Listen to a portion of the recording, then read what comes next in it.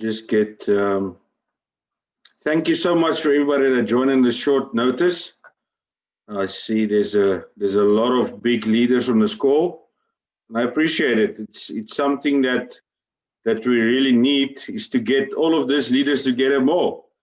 I hope you're not shocked about my November massage, but this mustache is. I'm growing this since January already, so now you can actually see something in November.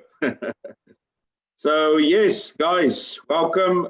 We have tonight a very important subject to discuss. I must say subjects. What we did was this last week we sent out a survey, and about 4,000 people actually answered the survey, where we just tried to find out what is the problems in CROWD1. What do you guys think your business is not growing? Okay, what do you think is impacting the business that we love, if I can say it like that? So then I compiled all this questions together. It's only 4 or 5 that I asked management from CROWD1 to join. Fortunately, Jonas is at a different meeting now, or a network dinner. So I got hold of Jonathan Strom. He's on the call to come and just answer and explain to us why we get ranted again in the media. I know it's a good thing to always go and take this bad publicity and change it into something huge and positive. We were on a road trip, me and Johan, this last week, where we traveled up north to Nelspruit in Johannesburg, and everywhere when we've gone, nobody even really know about all the bad publicity. But then leaders are taking the advantage of them to say, no, we're not even going to try and running with this business, as they are basically ranted in the newspapers and everything. Why must we really make an effort to go on? So, Jonathan, welcome. Thank you very much. Hope you're having a good evening. Yeah, of course. It's quite cold here in Cape Town. We had a lot of rain over the weekend, but it's nice and cozy now. Yeah. So, Jonathan. Yeah. Obviously, as you know, South Africa got bombarded again, and not really just South Africa, but the whole of Africa. So, you know how important and close this business is to a lot of people in South Africa's hearts, and most of them, this is the only business that they are doing. So, like I said, we send out the questionnaire, okay, because me and a couple of top leaders came together and say, guys, we need to now work something out. How are we going to fix this problems in South Africa against the media and all of that? And obviously, there's no way that we can do it. That is why I just want to ask you tonight 4 questions, all right? And Jonathan, I know you're very fluent and all of that in all your answers previous times, but there's a lot of leaders on this call that still don't understand various stuff and why things is happening in certain ways in this company. So, Jonathan, I'm going to kick off with the old one that you are probably bored of answering, but I think it's worth it because it was top of the list. It was 90% of the issue. And it's obviously, there's a huge hype a few weeks ago on the payments. So Jonas also said it's going to be before 14 and 21 days. In our back office were notifications that they have a new system in place that really is going to push the payments. And in the past 2 days, payments were made to some leaders, but still the backlog were not fixed. Is there no other way that CROWD1 can step up and improve before the launch of Mixter, where the residuals will go higher, and as well as the CROWD1 rewards payouts in December? Where is a limit? Only 20K that you can withdraw with your back office. can we take that limit off to be able to get quicker funds out of the system? And what about the lists that still have not been paid since 2-3 weeks ago? I know me and you talk every single day, but I don't always share everything with everybody. And I think it's a good idea that everybody is here now so that they can share with their teams exactly what is going on with the payments. I think you have seen the last couple of days, since Friday, I think, you've seen a lot of people have received payments. I have noticed in my WhatsApp groups, in the emails, a much more positive vibe around this as well. And it should never be that we are delayed on payments. You guys are doing a tremendous work, and payments must come on time. No doubt about it. We have now started to getting closer to that type of back end or the backlog.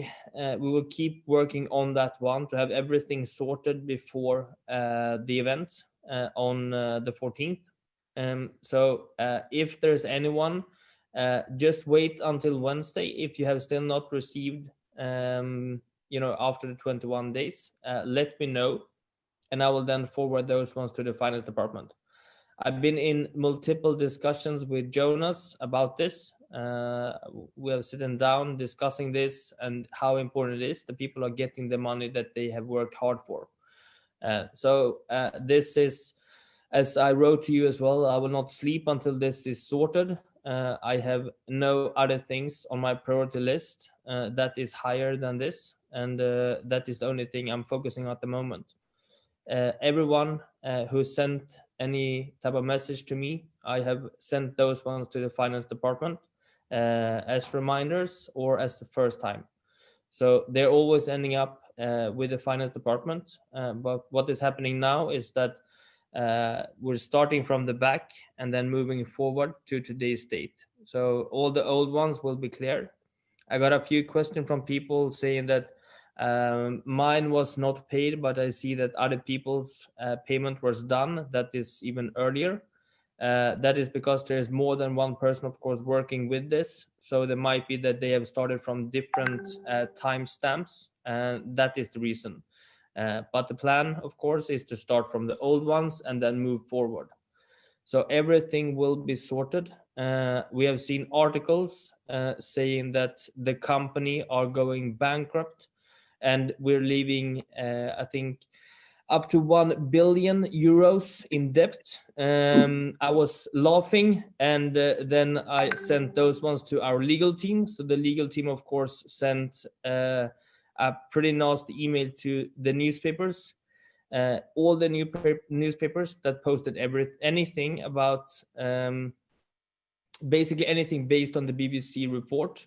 We have our legal team working on those ones. All of those ones have received an email about us not hesitating to take any type of legal actions if the article is not taken down. So anything you see, because I'm pretty sure that our tools, we're working with several ones, are capture everything that happens online. If you notice anything, of course, report those ones to your upline, and the upline will report it to me. We will make sure that we are follow up on all of the ones who are writing anything that is not true. So we are very, very, very far from going into any type of bankruptcy, and the money will come before the 14th of November. Jonathan, just to get you on this one, I know there's always a saying, if you don't see something, you don't believe it. Okay. Agree. So a lot of times, and I can remember the previous times that we were also in like the Sunday Times here in South Africa about the previous stuff. There was really nothing that CROWD1 done to the newspapers that we could actually see. So as myself, there's a lot of guys that's asking me, what is the proof? How can you guys really say that CROWD1 is fighting for us? Because especially with the interview that you, Johan, and Jonas did, it was very good because we understand the business. Okay, we understand that with all the white label products and all of that. We understand it, but the people out there, that the naysayers, if I can say it like that, they don't see the business like that. Is there no other way that we can have a PR budget or something in South Africa that we can maybe organize a big event, or just to show the guys that CROWD1 is not scared to go out there and show their faces? Because the last, say, 2 months, it's like the whole business is dead. And the people are too scared to go out and really talk to everybody. And we really need something from the business to help us with this thing to really fix our name. I just sent you actually 2 screenshots from a campaign that we're running at the moment in South Africa. This one is about just to highlight, what is network marketing about, and I try to make sure that people understand that there is something beside the 9-to-5 work. So we're trying to make sure that people are opening up for network marketing. That is the first step into a campaign that we're running. The second phase would be to talk more about the products, and then to talk about the company itself. At the moment, I think it will be quite hard for anyone or any media house to publish stuff about CROWD1 that will be, just about the company and about all the great things. We know that we're doing good things, but PR and communication takes time. You need to build the confidence over time. So the first phase that we launched a little bit a month ago, it's about network marketing. It's about how people should understand that there's something besides just the normal type of work. Then we will move into the more product specific things, and then move into the more product branded things. I'm happy to discuss other things around what we can do to make sure that people understand that CROWD1 is not about what the media is publishing. Media is chasing the clicks. They want to get their revenue through clicks, where they are making money from basically having people to click on articles. It is working very effectively, as we see when you are publishing something that is telling basically very, articles based on assumptions, based on guessing, based on people not liking when there's something new happening. But we are fighting all these ones. The PDF file that you can find on the blog is our follow-up answer to the BBC that we sent. We have also sent from our legal team. We have reported the YouTube channel where they publish the documentary. I would say documentary about BBC or about CROWD1. It's reported both for slander, but also for copyright for the music that they are using. So we will never stop, fighting this type of things that is not based on reality and the truth. And previous week, we started to work with a legal firm in the US to get some even bigger muscles. And those guys have a great legal team across the world that is, they have good connections in not just the US, of course, but across the world. So these guys are making their money basically from making sure that they understand the multi-level marketing industry, and then they have people all over the world that will assist in regional cases for each of the different markets. Okay, that's good to know, because it would have actually been really nice to see that something that we send to the newspaper so that we can show the guys. But obviously, it's I don't know if it's possible, or something like we did for Namibia. I'm happy to send to make sure that we find a way to share the email that I sent. I just need to check with my legal department in terms of if it's fine to share the list of the newspapers we have contacted. I have those ones on my computer, but I just need to confirm that as well. Okay, that will be very nice.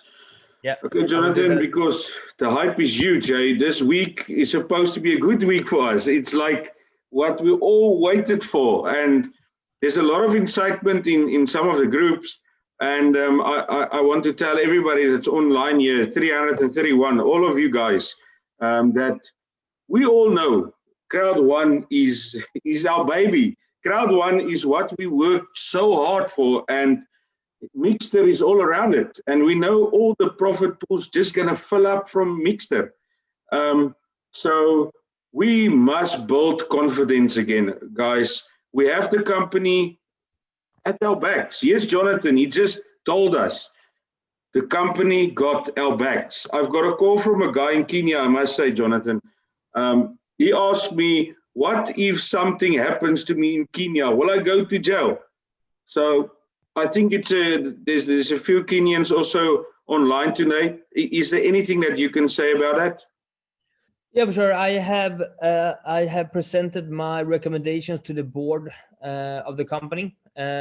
We had a good call with local legal team in Kenya, and then with the head of legal from our side, discussing the possibilities and how we should handle this. I'm expecting us to make sure that we're opening an office, to make sure that we can have some local presence. And of course, this is also up to the board to make sure that, when this will happen and in what type of way this will happen. But Kenya, of course, is on the short list of the things I'm doing, but it comes after the payouts. That's my top. I thought you were going to say that. Yeah. Okay, and then from the Namibians that's online here, I know that the Reserve Bank wanted some presentation for me. I've sent it. Everything was done. They were happy with it, and nothing was asked of later than that. So I'm pretty sure in South African side we are very close to an outcome. But have you heard anything about Namibia for all the Namibians that's on here? I had a good, I sent an email previous week or the week before, just asking for an update from Neil. And he was saying that they are still in the final stage of concluding their outcome. Okay. And yeah, we are still providing them with the information that they're asking for. We're assisting with members who are having any questions about it, but we're still pushing to make sure that we can find or explaining what we're doing, and if there's any type of things that they want us to change, of course we're happy to adjust for those things as well. Okay, so Jonathan, last question. How do affiliates compete against a company like BBC? How do you think do they react if they see something on Facebook, slander and stuff like that with the company? Do they just shut their mouths and delete it or report it? Or what must the guys do? Please give them some guidance. I mean, the key thing with journalists today is that, all the newspapers are basically making the money from revenues, and revenues are coming in when people are clicking on their articles. I understand that people are, of course, curious about what is written about the company that they are working for. But if possible, of course, we don't want to see clicks on those type of articles. If we want to be more aggressive, we can always report those ones to I don't know, the NCC, or we can report them to find ways to report them if there's something that you don't agree with. If you don't think this makes totally sense, we should spread the blog post. We should share the way things should be presented. So the blog post where we are explaining the questions or accusations that came from the BBC, share those ones. Make sure that people understand that there's always two sides of looking at things. For me, I think the BBC, they have a big platform, of course, and we are humble for that. But we also need to look at what they were presenting. I was not very impressed of the way that they were presenting the things. For me, it felt like it was someone who was reviewing, I don't know, a YouTube channel reviewing some type of exactly gaming site. or type of toys or something. So I was not that impressed about the outcome from BBC. I was also quite surprised since we presented how things are working.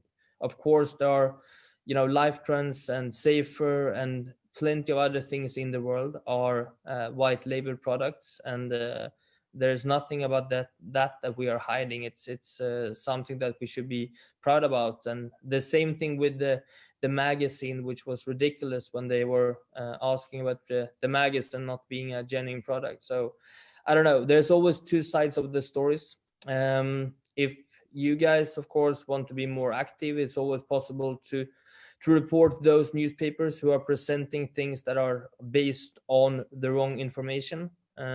Contact the platforms. Make sure that you contact the journalists. It's always possible to do that. I'm not, saying that you should, but from our legal side, that is what we are doing. We're in contact with YouTube for them uploading things that is not based on truth, and also using our copyrighted materials, which is not something that we're allowing.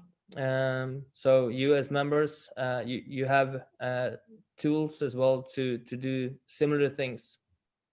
Good news. Jonathan, then any news on Apple? I just came to mind with that. Sorry, which one? With Apple. Apple, still the same thing. We are in discussions with them. What we're trying to do as well is to build an app that is not really linked to neither Apple or to Android platforms. That would be something that could work on both platforms, but something that we can work with from the company side. So it means that it's possible for us to sell tickets, to sell the magazines as well, to have a much easier way of doing our business. But we're still in discussions with them. It's very time consuming, but again, media, they have some power, and we will continue to fight them. Well, it's always good to know that the company is fine, everybody is fine, everybody is doing good. And I hope Johan Staffen Holstein is also doing good after that nasty BBC report. So I hope he's all fine. And guys, I'm just going to take the opportunity while everybody is online. It's quite a lot of people. We had a very good meeting about Safer earlier this week, where Safer now, we basically got a contact person directly to CROWD1. So anybody in South Africa that got any issue, they need to contact me, okay? So if I can't sort out your problem, I have a direct link to somebody in CROWD1, to Alice, that will sort out everything. We had a very good call with various leaders. We tested the app. We did found some issues, and within 2 days it was sorted. So it's very good to know. I will send up some communication again tonight about email addresses and stuff that changed, so that you guys are all up to date to that. I think that's worth to highlight as well that Safer is a company that's been around since 2010, but they have been doing the B2B solutions, so business to business solutions before. They saw opportunity in the market and went into the B2C solutions in South Africa. So of course they have tons of knowledge and tons of experience doing business within this type of environment, but they have not done it with B2C customers before, B2C solutions before. So of course they are very happy to hear about how they can improve on their service, how they need to make sure that they're fixing the issues that they have as well. So whenever you see anything, make sure that you report those ones. I have seen some really great testimonials. I think it's a really, really nice app, and something that I think everyone should have to make sure that they feel safe. It's one of the things that you regret to not have when something is happening.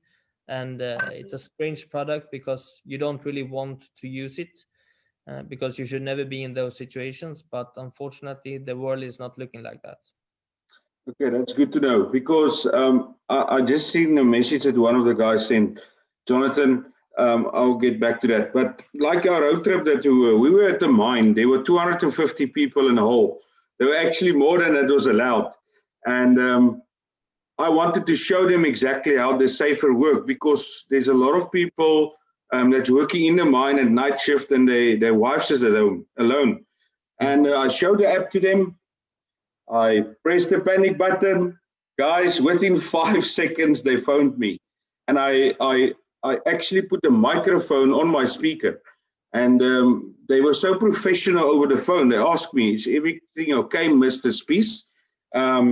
So they actually called me by name. So they know exactly where I am, because they said, are you at Nakalaka Lodge? And I said, yes.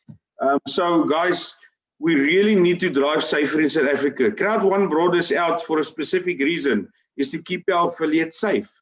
So please, let's drive this thing. We can really get the whole of South Africa on this app, as it is working. Okay. So Jonathan, to just end off this question that the guy sent me now, a lot of them want to upgrade, to make use of the Pro upgrade. Okay. And a lot of these guys are dependent on that BTC payout to actually do it. So if there's anybody that really pushes from Wednesday, okay, we still got some time left after Wednesday. So that's why it's very important. Go the same route that you guys always did. Ask your uplines. All the presidents know exactly what to do with that names. They know where to send it. So that we can really try and get you guys to just get your hands on as many rewards as you can, guys, because you know that's our nest egg, like they call it, at the other meeting that there was the other night. So, Jonathan, thank you very much for this time. We always appreciate it.